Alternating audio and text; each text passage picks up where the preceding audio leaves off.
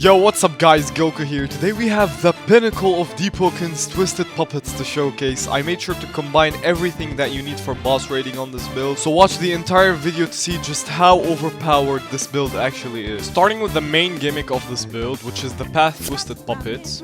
Twisted Puppets will summon puppets of Shadow and Flame every time you land the Flame Charm mantra, and those puppets will float around till they hit someone, and upon hitting someone they will actually steal some of their ether and light them on fire. Now these puppets are really nice for disrupting your opponent's attacks, since when they land they stun the opponent, and are also a really nice way of getting huge crowd control, since there is no limit to how many puppets you can summon. And by using the talent Moths to a Flame, we can make landing those puppets 10 times easier, since they now home towards burning enemies. Moving on to one of the best ways that we can buff Twisted Puppets is by simply equipping the relic Dark Pearls, which imbue in your vent with Shadowcast, making it steal Ether on vent and apply every single Shadowcast talent, including Twisted Puppets. Now we can also use the Beam Payback Bill and move stack it with the Shadow Roar to deal massive amounts of posture damage, since people tend to block Shadow Roar a lot. Moving on to where this build gets its sustain from, and it's simply by spamming Bloodless Gem on all of our mantras to keep continuously healing. And also by using an Aegis Gem on our Shadow Eruption, which is one of the easiest Shadowcast mantras to land, and guaranteeing our 10% damage reduction. Now by equipping the No Life King's Crown, that gives the two talents Blood Recrosses and No Limits, which reduce our Bloodless healing by 33%, but increase the cap of the Bloodless Gem by a noticeable amount, taking our healing from a simple 3 to 4% healing to bars of healing. Moving on to the Relic Whistling Periapt, which gives us an auto parry shield around us after landing consecutive hits without taking damage. And since we have high AoE mantras like Shadow Roar and Flame Repulsion, we are going to be popping this relic left and right, and not to forget that puppets actually count towards hits for this relic, making it really viable on this build. Now since we already have the Whistling Periapt on this build, we can pick up the mantra Bone Wisp, which increases our uppercuts viability that are already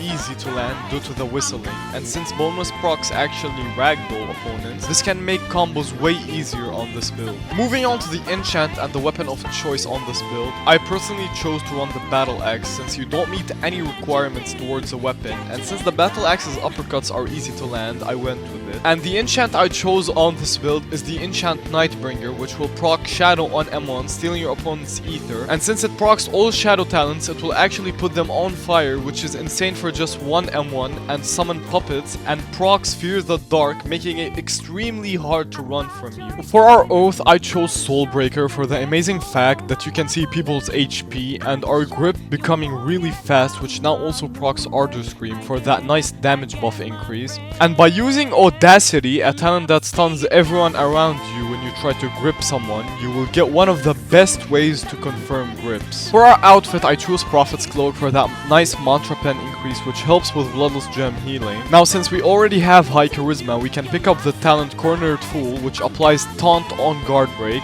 Taunt is a nice damage buff, and when you combine that with Shadow Gun, we get a really nice way to up our combo damage. Now we can also equip the Ring of Casters, which reduces our M1 damage by 5% but increases our mantra damage by 5% as well. And since we use a Battle Axe, this is essentially a free 5% damage increase. For alternative belt choices, we can go Sacred Field or Resurrection for an increase on the build's sustain, or Shard Bow since it works with the Whistling Periapt and gives us a nice 10% true damage on hit. Anyways, that's it for the build, guys. I hope you liked it. All of my builds will be in my Discord, including this one. I also host free and MIDI carries there, so consider joining, consider hitting that subscribe button, and peace out.